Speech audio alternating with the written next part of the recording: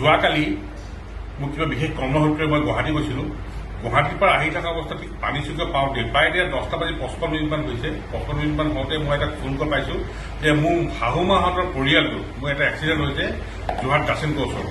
তথাপি আকৌ মই আহিলোঁ, যোৰহাট দাসেনকৰ পালোঁ। ইতিমধ্যে তাত পুলিচৰ ট্ৰেফিক ব্ৰাঞ্চৰ প্ৰায়খিনি ট্ৰেফিক ব্ৰাঞ্চৰ আপোনাৰ IC-কে ধৰি গোটেইখিনি তেওঁলোক উপস্থিত আছিল। আহি পেলাই আমি তেতিয়া থানালৈকে আহোঁ আৰু ইতিমধ্যে মই গম পালোঁ যে মোৰ শাহুমাক ইতিমধ্যে পুলিচৰ লোকসকলে আৰু স্থানীয় লোকসকলে তেওঁলোকক যোৰহাট মেডিকেললৈ প্ৰেৰণ কৰিছে। আহি পেলাই মই দেখিছোঁ, গম পাওঁ কথাখিনি যে কাজিৰঙা ইউনিভাৰ্চিটিৰ 3গৰাকী ষ্টুডেণ্ট, তাত 2গৰাকী ছোৱালী আৰু 1গৰাকী পুৰুষ, একেলগে মানে ছাত্ৰ, তেওঁলোকে লিচুবাৰীৰ ফালৰ পৰাই প্ৰায় 100মান কিলোমিটাৰ স্পীডত আহি পেলাই আৰু মোৰ শাহুমাহঁতৰ পৰিয়ালটো তেওঁলোক KB ৰোড হৈ পেলাই ঠিক ৰেল ৰোডে নিজৰ বাগিবলৈ গৈ আছিল।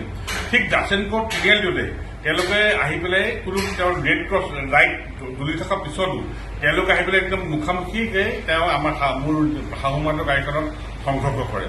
আৰু পিছত গম পালোঁ যে তাত যি 3গৰাকী তাৰপৰা 2গৰাকী ছাত্ৰী আৰু 1গৰাকী ছাত্ৰ আছিল, তেওঁলোক গোটেই দুগৰাকীয়ে PGত থাকে। এতিয়া কথাটো হ'ল কাজিৰঙা ইউনিভাৰ্চিটিৰ ষ্টুডেণ্ট PGৰ পৰা কেনেকৈ নিশা ইমান ৰাতিকৈ তেওঁলোকে ওলাই আহিছে। তাৰপিছত যেতিয়া পুলিচৰ প্ৰশাসনে তেওঁলোকক মেডিকেল পোৱাৰ পিছত যেতিয়া এলকহল টেষ্ট কৰিছিল, তেতিয়া 2গৰাকী ছাত্ৰীৰ ভিতৰত 1গৰাকী ছাত্ৰী কিন্তু পুৰা এলকহলত আছিলে, তেখেতে মদ খাই আছিলে। আৰু দ্বিতীয়তে যেতিয়া যিজন ড্ৰাইভাৰ, যিজনে গাড়ী চলাই আহিছিল, তেওঁ ছাত্ৰ, তেওঁতো এলকহল পাৰ্চেণ্টেজ বহুত বেছি আছিল। বা কমতে গাড়ী ইতিমধ্যে তাৰমানে যেতিয়া গাড়ীখন যেতিয়া এক্সিডেণ্ট কৰিলে বা গাড়ীখন যেতিয়া সংঘৰ্ষ কৰিলে, কৰাৰ পিছত তেখেতে ইমানেই সুচত নাছিল যে তেখেতে গাড়ীখনৰ পৰা নামি আহিব পৰাও তেখেত সুচত নাছিল। এতিয়া কথাটো হ'ল যোৰহাটৰ নিচিনা এখন জেগাত, যোৰহাটৰ নিচিনা এখন আপোনাৰ শিক্ষিত নগৰী, এইবিলাক ক'ৰ পৰা হৈছে তাকে মই ধিক্কাৰ দিছোঁ।